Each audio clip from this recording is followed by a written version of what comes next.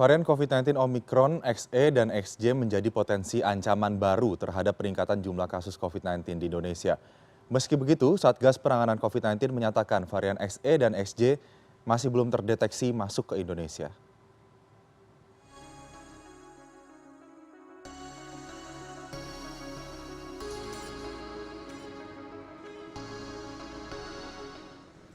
COVID-19 terus bermutasi, melahirkan varian-varian baru. Varian terakhir COVID-19 yang ditemukan oleh Organisasi Kesehatan Dunia atau WHO adalah varian XE. Setelah varian XE, kini varian XJ diduga telah muncul di Thailand.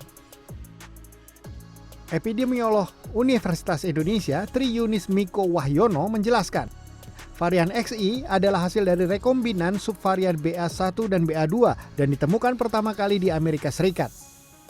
Sementara varian XJ adalah hasil lain dari percampuran varian BA1 dan BA2 dan ditemukan pertama kali di Finlandia. Menurut Tri Yunis Miko, dampak dari munculnya varian XE dan XJ jika menginfeksi manusia, gejalanya diprediksi akan lebih ringan. Hal ini bisa terjadi karena hasil mutasi satu varian Omicron sudah memiliki banyak protein, sehingga gejalanya akan lebih ringan dibandingkan Omicron asli. Varian mutasi antara Delta dan Omicron disebut Tri Yunis lebih berbahaya dibandingkan varian XE dan XJ. Tri Yunis Miko menjelaskan, vaksin dosis 1 hingga booster tak cukup untuk mencegah penyebaran varian XE dan XJ jika nanti sampai masuk ke Indonesia. Kombinasi vaksin dan disiplin menerapkan protokol kesehatan menjadi kunci mencegah penyebaran COVID-19. Ya, begitu juga XE dan XE tidak bisa mungkin dicegah dengan vaksinasi. Jadi menurut saya cara-cara yang mungkin bisa mencegah adalah ya vaksinasi juga, ya jaga jarak juga dan pakai masker juga begitu. Kalau satu saja tidak bisa.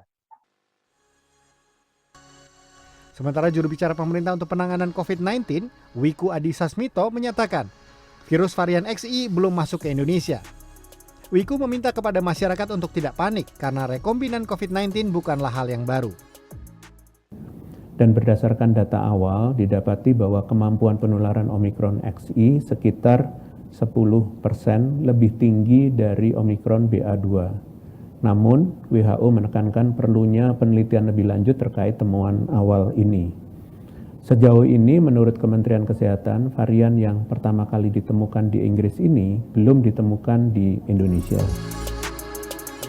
Epidemiolog UI Tri Yunis Miko menyebutkan bahwa dengan banyaknya pelonggaran-pelonggaran yang diberlakukan pemerintah, termasuk dihilangkannya aturan karantina bagi pelaku perjalanan luar negeri, akan menjadi pintu masuk bagi varian XE dan XJ ke Indonesia.